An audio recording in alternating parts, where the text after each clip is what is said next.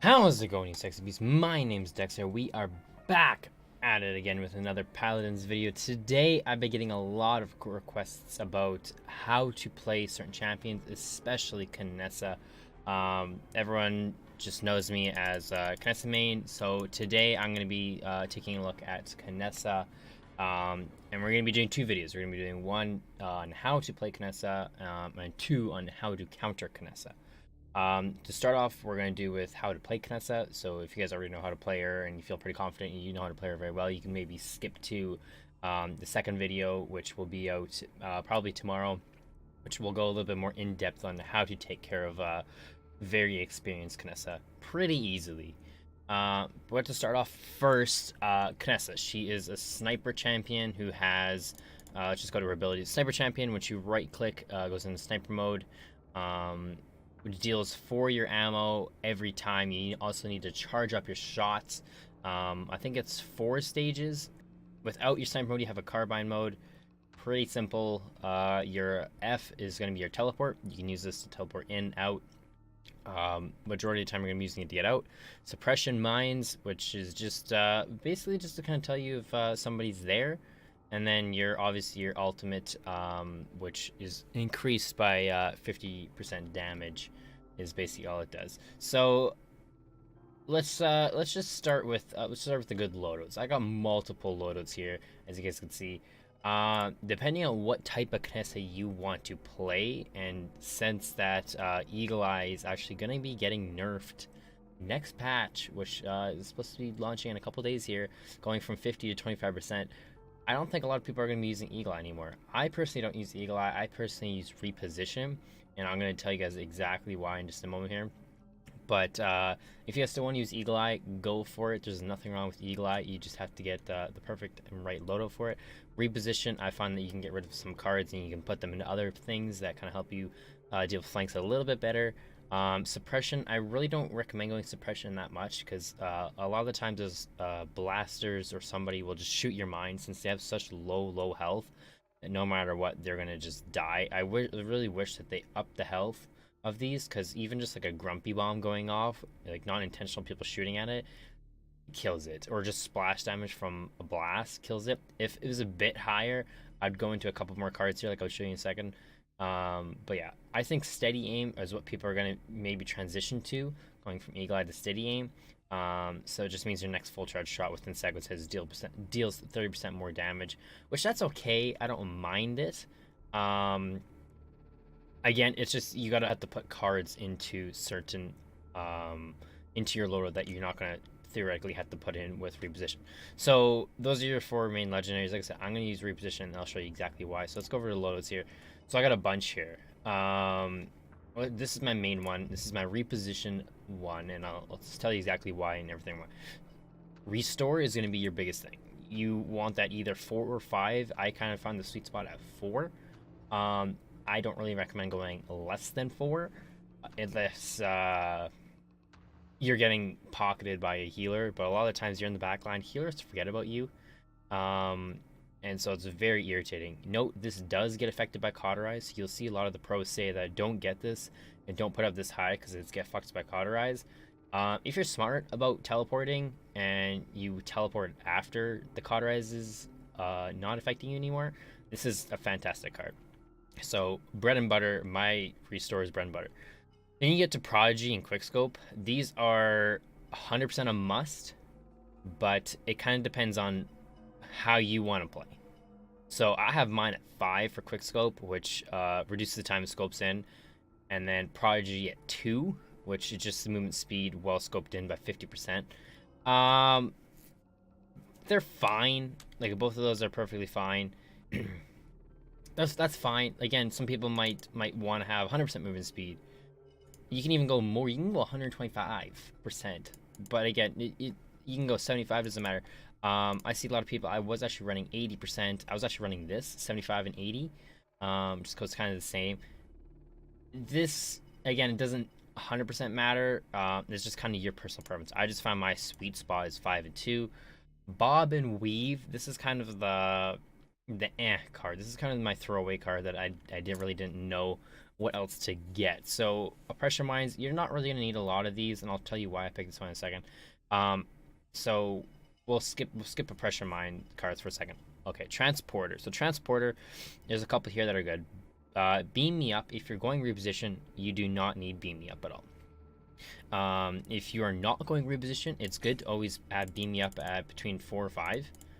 Because that way you're gonna be able to teleport a lot faster. Which when you're getting flanked by people, 100% is what you need. Reconfigure is also a very good card because nothing sucks more than when you teleport and you have no ammo and the flank's just gonna kill you no matter what. So that's also a decent card. Obviously there's a restore there. So majority, if you're not picking Eagle Eye, if you're going reposition, you're gonna be looking at these 3 cards. And so I just picked Bob and Weave because it has time for you to back up, and you're gonna be moving 27% faster than normal champions. So I find it's just able to get you out just a little bit quicker.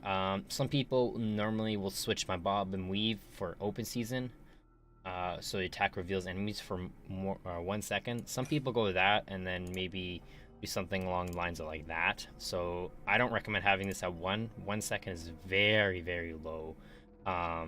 I do see a lot of people have it just at 1 second. I don't think it's worth it at all.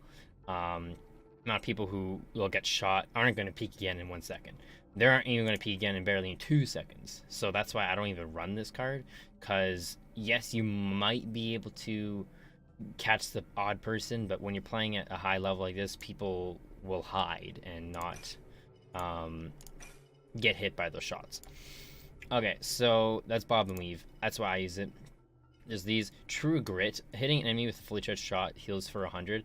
That sounds really good, but 100 is really nothing. When you're doing your shots every few seconds, like Kinessa does not fire very fast with her fully charged shots. Sometimes you even miss your fully charged shots if you're not knowing and you're shooting too quick. So to have this, some people have it at 500 health. It sounds great, but again, that's only 1,000 maybe every 3 seconds, which again sounds great, but by the time you get your second shot off, you might be dead if an Andra's coming at you.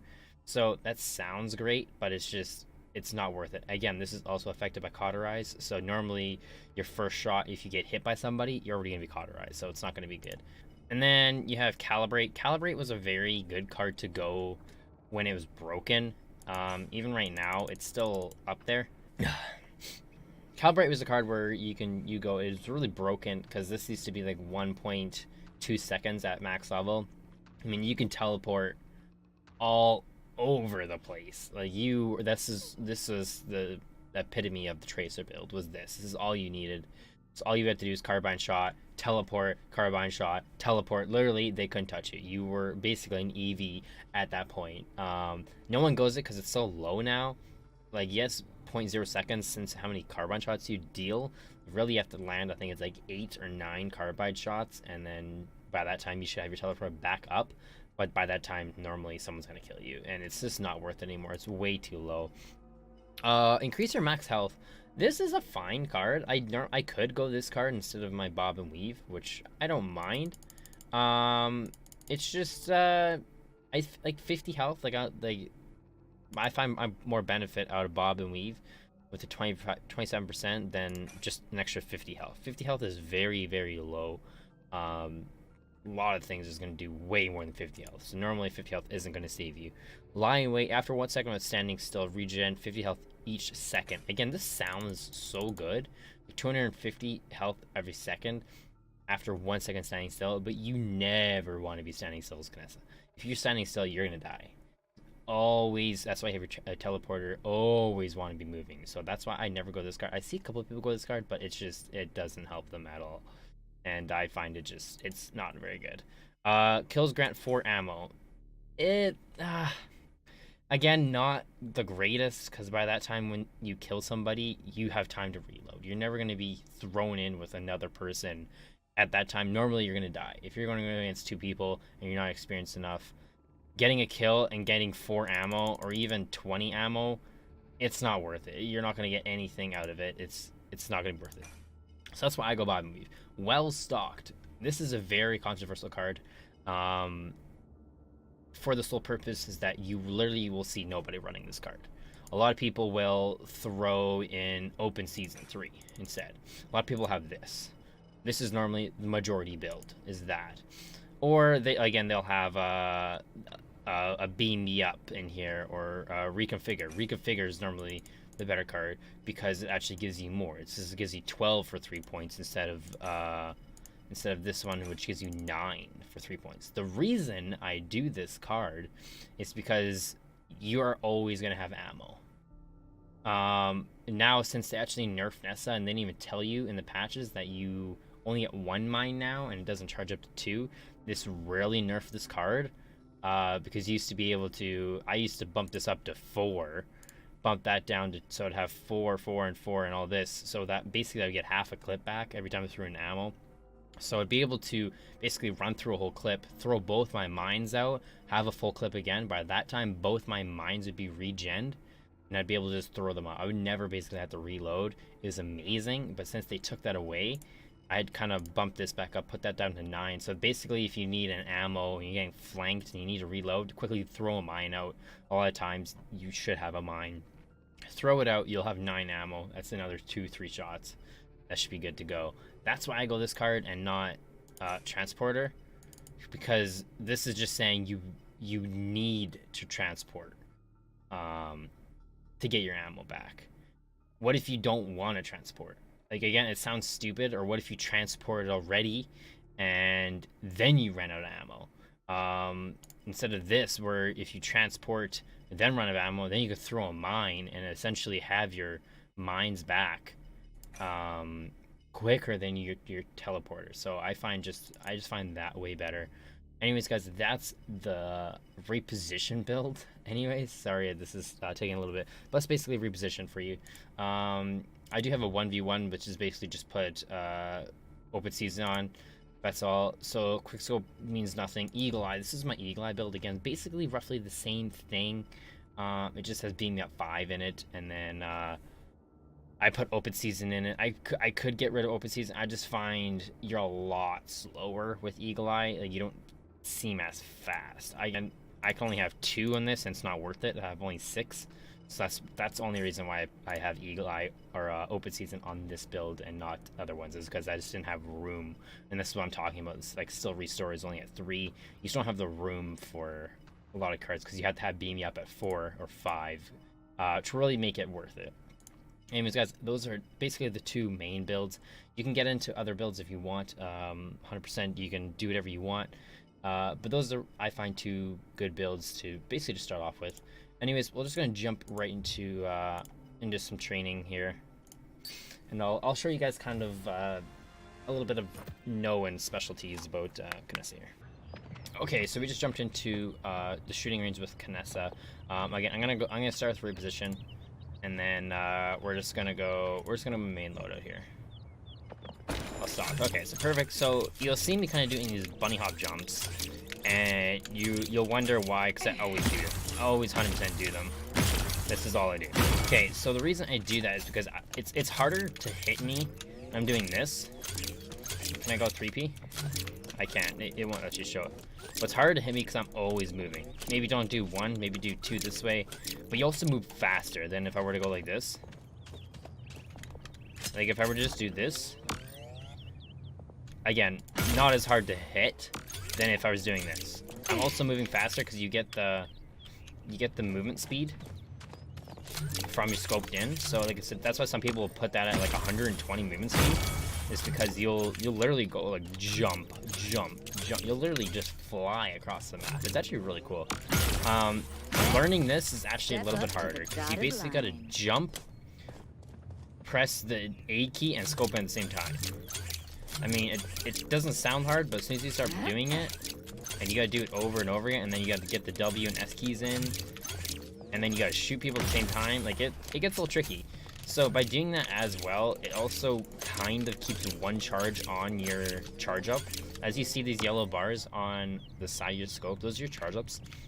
For Kinessa, as soon as you have those charged up, you're gonna do all your damage. So like, if I would see, like, I'm just doing 925, I'm doing not a lot, right? So as soon as you charge it all up, 1800. That's basically when you want to be waiting for. That's when you want to charge. Yeah, basically it's all you want to be doing. You want to be jumping. So say a flank comes at me. Say a flank comes over here or shooting me. You're gonna want to wait till they get as soon as possible. You want to get as much shots off as soon as possible. As soon as they're over to you, teleport away.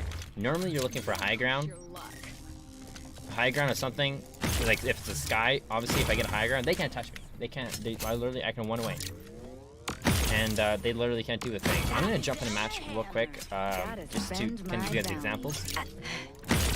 And but yeah, anyways, that's basically all you gotta do is basically just wait as long as possible without you dying.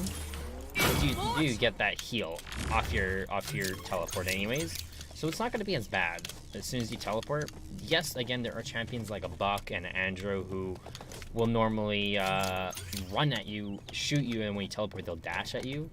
But that's normally pretty experienced champions. You'll notice that a lot of them will actually use their get-ins to get to you. So like Andrew will actually dash at you and then have no more dashes as soon as he gets to you. So as long as you teleport away and you're able to quickly turn around, shoot him, a lot of 9 out of 10 times you're actually gonna kill them. I find Maeve actually really simple too, because she's used all her cooldowns just to get to you. So as soon as you teleport away, she's actually, for being a Maeve, she's actually a pretty slow champion. So she's just running at you, and you're able to just blast her, right? So that's basically all you want to do. All you want to do with your mines is just set them up on a flank route. So set them up on a flank route, and as soon as you hear that go off, I really wish that they had a bit better of an indicator, like that little doo-doo. Sometimes you miss it in the heat of battle. But then you just know, look over to your mine, someone's there, boom, dead. In a row. And it's pretty easy that way. We'll go to Eagle Eye, because some people wonder about Eagle Eye and why I don't go it. This is exactly why I don't go it. So you saw how quick I was. I was very movement-based with Kinessa. With Kinessa on Eagle Eye, you feel slower. You don't feel as fast. Again, it's just because of the cards. And yes, you're going to be doing way more damage with this card, but you're slower. Look at your teleport. In that time, like I have it at 5. Some people have it at 4 or 3. It's just, it doesn't work out for you as well. So like I'm on Eagle, so like if I switch, look how long it takes. I'm dead. I'm a sitting duck. Literally that 1 second, 2 seconds I'm sitting down there, I'm a sitting duck, and normally most of the time I'm gonna die. That's the only reason I don't go Eagle Eye, is because I find with flanks nowadays how strong they are. Reposition is literally the way you go. So you're gone. You're like an Eevee. Sometimes you don't even notice how quick it is. It's really nice, really fast, and I love it. Okay, so we're just gonna jump into a match, guys, and basically kind of commentate on killing flanks. Customize your champion. Got my target. Heading to coordinates now. Okay, guys, so we just got into a certain beach match. So we got a pretty decent comp team. They have 2 people I want to be worried about. So they have a Strix, and they also have a Skye. So Skye on this map is actually going to be really bad because she can't get high ground. So I can basically just sit down low, wait till she comes at me, teleport up. She can't touch me at all. There's literally no way of touching me. So basically I'm going to be focusing on the Strix first. As soon as the Strix is dead, then I can basically look at the Skye. I can just basically sit high ground, and this guy cannot deal with me at all. So basically I'm going to be looking for the Strix, since me and Andrew are the 2 people that look for the Strix. This Andrew is actually very good, so I'm not too worried. I should probably just leave the Strix alone, but we're just going to give him some backup anyways. But we'll basically just going to worry about positioning first. So cards, a lot of people will tell you to go Wrecker. I could go Wrecker in this case, but it's only a 1 shield, so I'm not too worried. So I'm just going to go Cauterize, because the more the flanks are coming at me, the more healing they can't get, the better. Because normally if you take like an Andrew, for example, if he has the dashes, he's going to be healing from his dashes. If I Cauterize him while he's dashing, then he's not going to get as much healing, and basically negate my first shot on him. So we're going to jump over here. See, we have a Strix over here. Normally everyone comes over here, and we're basically just going to do shots.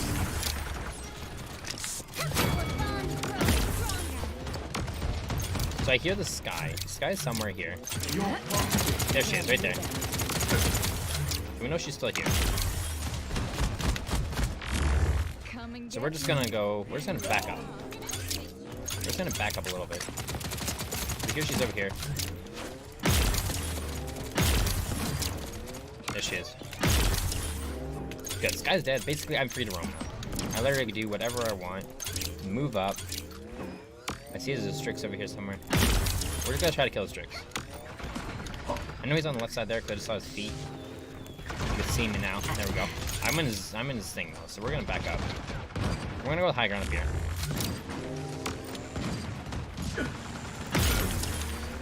Boom, Strix is dead. I'm good to go. I'm basically shoot tanks now. We're gonna move. We're just gonna move. Everyone knows where we are right now. Move. They deal with the Strix. Strix is dead. Perfect. Step up to the dotted line. Let's just kill this Try and run. con. We have a Sky on us. 15 seconds remaining. This guy's dead. See, she couldn't get us, so it's I'm ready to fight again. easy. This guy's easy to deal with. 7, 6, 5. We're back, so 4, Strix knows where we are. 3, So we're gonna move. 2, 1. We're actually gonna jump down.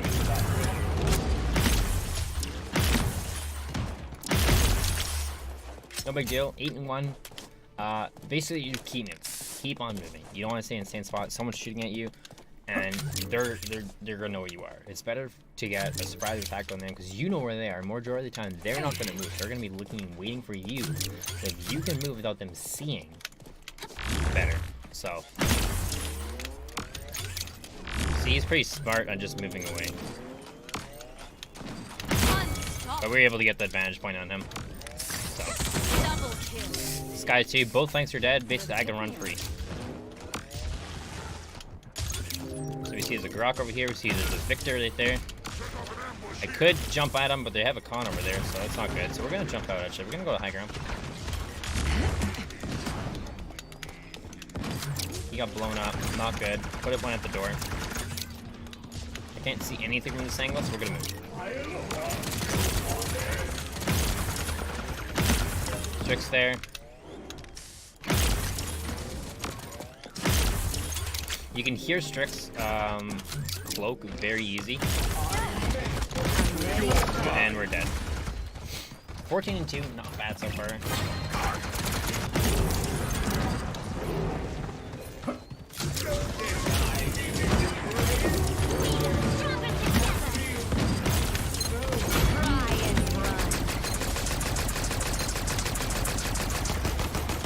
Again, don't be afraid to use a carbine. As soon as you ult, it gives you a full ammo charge too. So if you know you're gonna be able to kill him with an ult, do it.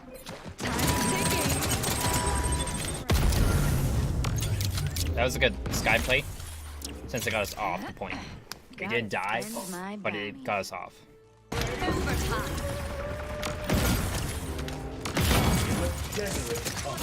This should be our win to get.